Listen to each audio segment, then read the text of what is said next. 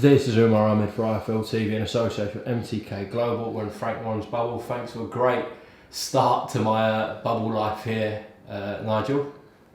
Peace. You're on a fucking roll, mate. Honestly. Well, no one is above the law. Everyone is dispensable. It's just the way it is, mate. Who's been on the victim list now? Obviously Eddie, Frank Smith, Kerry Kays, Rocky Fielding, Nigel. everybody. Everyone's got it at some point. You've got me twice, Nigel. You know that? Yeah, I have. I've got you in Oldham, I believe. I actually got Frank Smith last week in the bubble, and I thought he was live on Matchroom's YouTube, but it turned out he wasn't, unfortunately. To be honest, the only person who hasn't been done thus far, but it's Thus far, you okay? But it is happening. Is Chantal Cameron? No, it's not. She's That's just outrageous. Why would you even think that? It's just, do you know what I mean? I'm not sure how that would go down. And the way they say, She'd punch the fuck out of you. no one is above the law. Everyone is dispensable. All right, well, we'll talk about Carl obviously in due course and this fight week, but let's just go back to last week, Jamie. Cain Bakers was left in bits. I'm sure you were left in bits, and so was Aqib ultimately, because he was the one who was ill. Just can you tell us anything about Aqib's situation last week? Yeah, so it didn't feel great on the morning of weighing, waking up. Started to lose the last couple of pounds, and it felt really dizzy, didn't feel well at all. So I said to him, don't take any more weight off, assuming it was down to the weight, really. You know, everyone sort of gets to that stage when they're making weight. Assumed he was struggling with the weight, and then I just said to him, listen, don't take any more weight off. It's not worth it. It's not a title fight. I'll go and speak to him now. This was early on, and then it'll be a pound or so heavier at the weigh-in. He never sort of started to feel right. He was rehydrating, having his food, never felt right. About 5 hours later, I still wasn't right. Had a little sleep, woke up, still felt dizzy, and I could just see it in him. I know him. I've been with him for the last 18 months, nearly enough every day, and he just wasn't right. So his legs didn't feel right. He had a headache and he felt dizzy. So I just said, listen, you can't fight. You can't, I don't want to leave it until the last minute and tell him we need to put things in place. I'm going to have to go and tell him. He was begging me, wanted to fight, and as fighters do, but I can't, and listen, don't forget, UMAR, I'm in a situation as his coach, I've got to look after his best interest, but I'm also in Matchroom's bubble, sort of under a lot of pressure myself, because there's only 5 fights on the card. So I didn't take the decision lightly, do you know what I mean? It was just, I had to do it. I knew he wasn't right. I couldn't risk him putting him in there. So I had to make the call. I explained it to Kane after the weigh-in. I said, listen, I let him come in a little bit heavier, not to piss you off and make it a bad situation, but potentially the fight might not have been on if he'd have got the last bit of weight, and I didn't want that to happen. And then as it transpired, I just couldn't take that risk with him anyway. So I feel for him, I do, but I have sent him a message. We've had a conversation. He understands, and hopefully in September at some point we're going to get the fight back on. Ultimately, Nigel, that's what you guys are there for. Of course, you're there to coach a fighter in the ring, but you have to protect their interests as well. Yeah, I mean, it's a bit of a cliche, but it's a duty of care. It's a genuine duty of care. It's our duty, and there are some very, very, very brave corner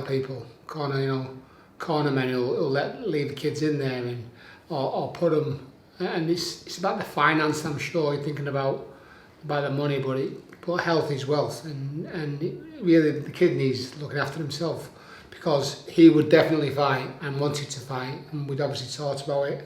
I was in the bubble myself, and we talked, and it was the only decision Jamie could have made. It's the only decision, and albeit now it'll be still very, very tender for Kane.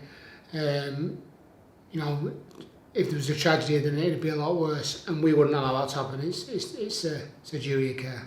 And how bad would you have felt, Jamie?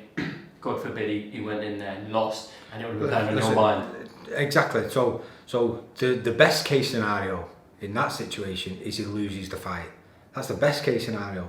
The worst case scenario is something really bad happens. Yeah. So it wasn't about him winning or losing the fight. If I thought 99% of the time fighters go into the ring 70% fit. They're never 100% fit. Very, very rarely they're 100% fit. So, there's always that risk involved when your fighters are going in. But you have to balance. You have to get the balance right of, like Nigel said there, your duty you get. And I couldn't have ever forgive myself. I'd have walked So let's go back to last week, and I let him fight, and then something serious happens. I'd never fucking be involved in boxing again. The guilt, what I would feel, and I don't take that lightly. I'm talking from experience here. I've seen this happen so many times. He wasn't struggling at the weight. He was tight at the weight, but he wasn't struggling. So that's why I knew it wasn't the weight. It was a different situation. I knew he was unwell. He's still not right now. So, like I say, give it another week or so, and hopefully we'll be able to get a date in place, because it's a great fight. That's what I was unhappy at the end of it, or the next day thinking back about it. I was unhappy because I was looking forward to the fight, because it's a very competitive fight. I know how tough Kane is. People think we've took that fight for Aqib because we think it's an easy fight.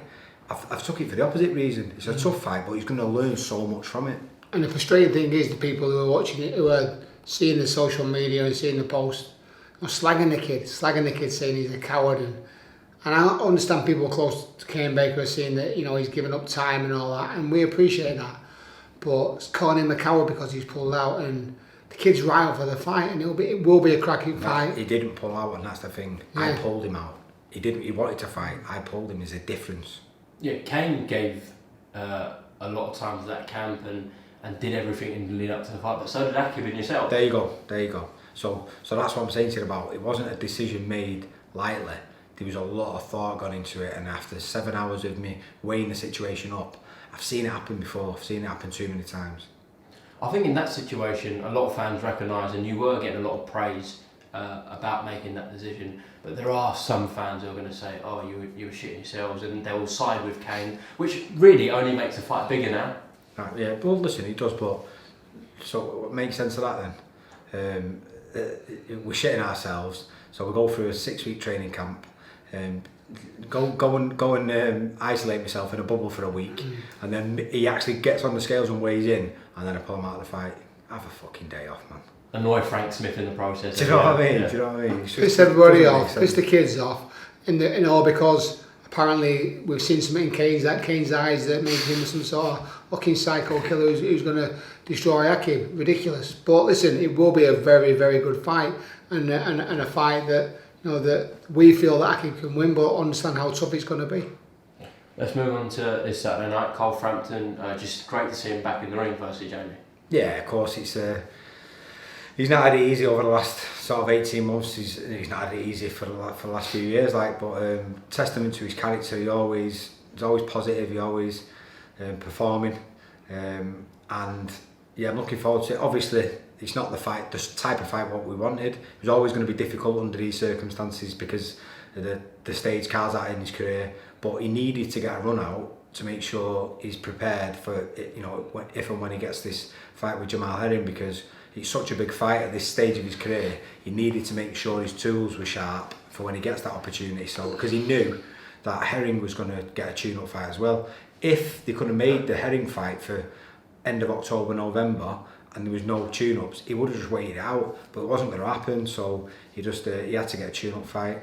There's been 7 different opponents in the last 4 or 5 weeks, so it's not been ideal. But he's an ultimate professional, and I'm just looking forward to him performing.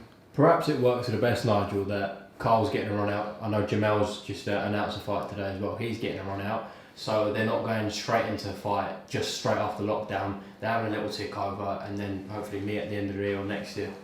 Yeah, I mean, it's a bit of a thankless task, and again because of the circumstances of lockdown and getting opponents and verified opponents, or people who'll take the fight or whatever, and again there can always be criticism of who they're fighting or how they're fighting, but Carl, as Jay said, Carl said, if it was towards the end of September, he'd have gone straight into it and would have loved to fight straight away. He saw that Herring was having a fight, but then obviously had a problem with his test that seemed to be negative and a positive or whatever it was.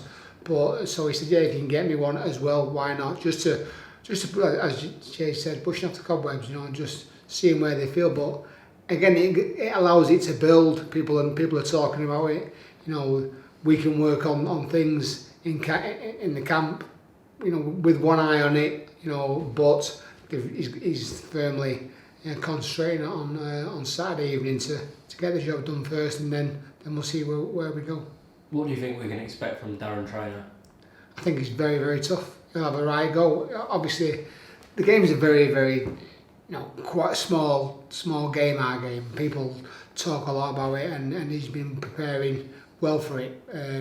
He's been over sparring in Ireland, and so he's very, very tough, very game. Obviously, and it can be critical because he's fought two decent British fighters and come up wanting. But that's a lot bigger than Carl, a weight a lot bigger than him, so that could even itself out. But we think Carl's a different animal, and he seems to be enjoying it, seems to be enjoying life. But I think the trainer will come with massive intent, but everyone's got a plan until they get punched in the face. What do we think about I've heard that somewhere before. That's my cliche. That's mine. I made it. No? Stop copying people. What do we think about Shakur Stevens' comments on Carl? I agree. He is smart. Have you seen the size of him? He's spot on. I also agree with Carl's comment that it must be so frustrating for a tall guy to get out jabbed by a midget. So listen, he's going to say that, isn't he? And every single opponent who's ever been in with Carl must have thought the same or said the same. So it's nothing new, and I'm sure it's nothing new to Carl as well. Let's move on to Jack Cattrall. So Bob Arum has stated that he's looking to make Josh Taylor v Ramirez as soon as possible. We know Ramirez and Josh will have their upcoming fights, their mandatories. Just disappointing for you guys to hear that? Yeah, obviously, gutted for Jack because he's been sort of sat waiting around for a long time now. He sort of was thinking that might happen, but he was hoping that it wouldn't. The WBO actually said that because they give grace for Ramirez to do a unification fight, he wouldn't be allowed to make another unification afterwards. He'd have to fulfil his mandatory. So I don't know what the situation will be with that, but I do know that MTK have been on the job trying to sort of put something in place for him if that happens. I think they're trying to arrange an interim title fight for him, which is never ideal. But if it's a choice between him sat around waiting or boxing for an interim title, then obviously he's going to take that. So and he'll be able to earn money because the fact of the matter is his job and he's not earning no money at the same time. So it's not as bad or gone on for as long as Dylan White, but he's getting onto that now. So but again, I've said this a few times, I can't fault his commitment, his dedication. He's been in the gym every other day, sparring with people, keeping his tools sharp for if and when he gets that call for the opportunity. So we'll see what happens. I'm sure MTK will come up with the goods. No one deserves it more than the kid. The kid deserves it wholeheartedly. As Jay said, he's in there all the time. Everything that we asked him to do, he does. And more. Things like you wouldn't get out of bed on a Saturday morning to do sprints. If you had nothing in front of you, maybe. But Cattrall's that professional that he really is. He's just there at all times, and it's frustrating. Not earning money. He's got a future, misses. Things going on in his family, new house, things on the way. He's got to pay for stuff. So it's very, very frustrating, but it'll come good for him. It will come good for the kid. How long has it been since he boxed? November, wasn't it? Yeah. So it was in Dubai, November. So God, I bet you're glad you got that one in Dubai. of course, because if it had not got that one in, I think I ended up. But we had Sean McGoldrick, I think, on the last show. What happened before lockdown kicked in? So I was lucky there. But Mark Leach missed out yet again because he was boxing the week after. So. Yeah, we fought over against a real tough German kid over in Dubai.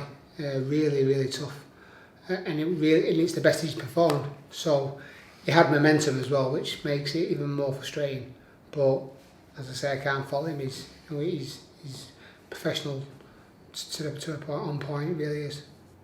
Let's finish on Mark Leach. Actually, we're having an interesting conversation at dinner about how talented Mark is. He doesn't really get brought up in these interviews, etc. So I feel like I mentioned it because we were talking about a potential fight with Dennis McCann, who's obviously touted as the next big thing, and rightly so from what we've seen of him so far. Do you guys feel that at this stage Mark could really push Dennis?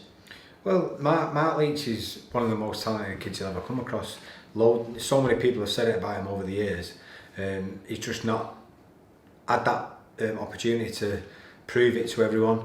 He's not a big ticket seller, so that's probably where he struggles. He's not getting on the big promoter shows. Steve Wood's doing a job trying to keep him busy and putting him on the shows, and he's costing Steve money. So Dennis McCann is a fantastic talent. He was down last week or the week before sparring with Mark, and it was nip and tuck. You know, it was a really good spar. So I'd said afterwards, I'd probably rather that fight sooner rather than later, because Dennis is just going to get better. So yeah, it is a good fight. Dennis will definitely end up around about a lightweight though, because he's massive for the weight. Yeah, exactly. He's huge, and he obviously looks after himself and really he's disciplined and dedicated. So just seen him in the breakfast this morning. I'm talking, mate. Yeah, that's fucking rude. Yeah. It's like Stevie Ward. I mean, Stevie Ward, he's boring. In fact, he's tough. Can't compare Jamie and Steven, surely. Sorry, carry on. He was eating breakfast like. That's fucking like rude. it was his last meal. Coach, Hey, no, yeah, well, that. Got a customer today. Yeah. No, he was eating breakfast, so he's living it professionally. He's doing it professionally. Really, he still having breakfast. A good breakfast this morning. Did he have breakfast this morning, Nigel? Smashed it. You not said he had breakfast or not? this morning. He had breakfast. See, this morning. This is what happens when you spar with me for 5-6 years. Punch drunk. Easy. Genuinely easy. Oh, easy, eh? In fact, if you look there, that's exactly his shape. Look. And if you look there, that is the closest his fist ever got to my face sparring. It's the same. It's exactly the same shape. And Jimmy and sleep. Okay, Jamie Moore, Nigel Travis, thank you very much for talking to IFL TV. Thanks to my D-bag earlier as well, Nigel. Bigger than that. Number 2, I reckon, behind Eddie. Do you reckon? Definitely. As we've said maybe previously, there was the top 50 D-bags. Don't put cream in it now, it's 30. Top 50 international D-bags. And we had 13 of the top 50 internationally. We were on 13. I'll have to check them stats. I don't think they're accurate, but he's on the same sort of lines. Best of luck to Carl. Frampton this Saturday night. Hopefully he lands a fight with Jamel Herring if they both come through the next fights. Everyone tune into BT Sport. And all the best for the weekend, alright? Cheers, mate. Thank you.